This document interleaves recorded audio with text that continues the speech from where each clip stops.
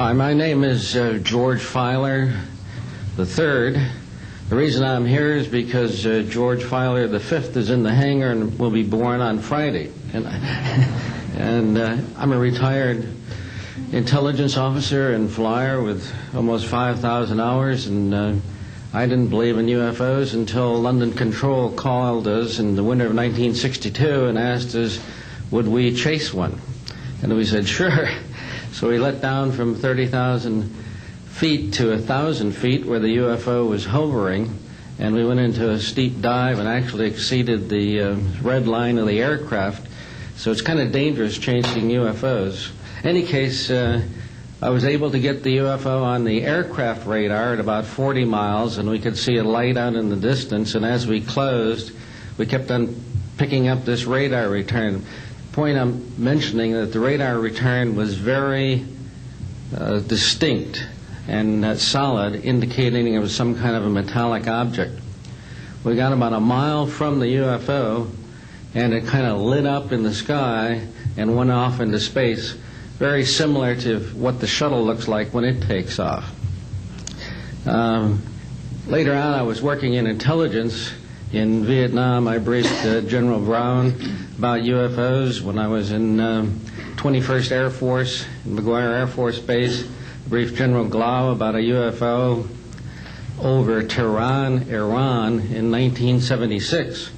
That two F-4s from the Iranian Air Force had taken off and tried to intercept the UFO, and when they turned on their fire control systems, they immediately went on. All the electrical systems went out. The planes had to return to base.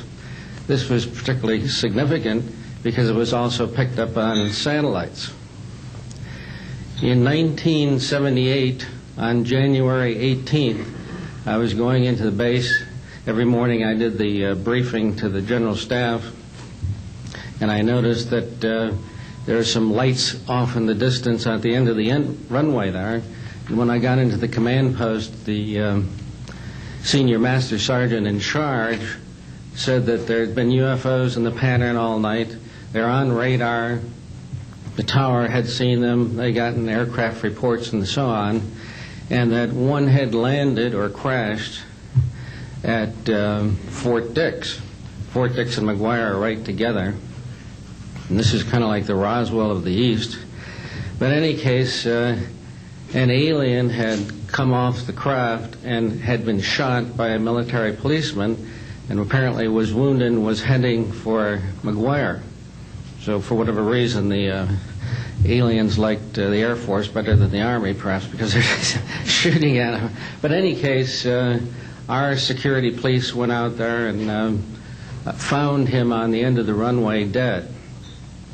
And they asked me to brief the general staff, General Tom Sadler, and at the 8 o'clock stand-up briefing. And I said, I don't think I want to do this. You know, the general doesn't have a good sense of humor, and I'm not sure I believe this. So I did some checking, called the 438th Command Post, and everybody had pretty much the same story.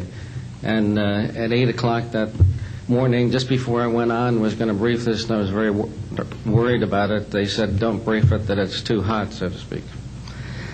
That's pretty much my story, and I'm prepared to tell the story in front of Congress, and it is the truth. Now, because of this, I've stayed interested in UFOs, and I'm the Eastern Director of the Mutual UFO Network. And between the National Reporting Center and Peter Davenport and the MUFON, we get 100 reports a week on average of people from all over the United States that see these things regularly.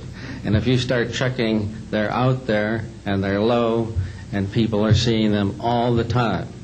And these are highly qualified people, all of whom essentially give us the reports by email. Thank you.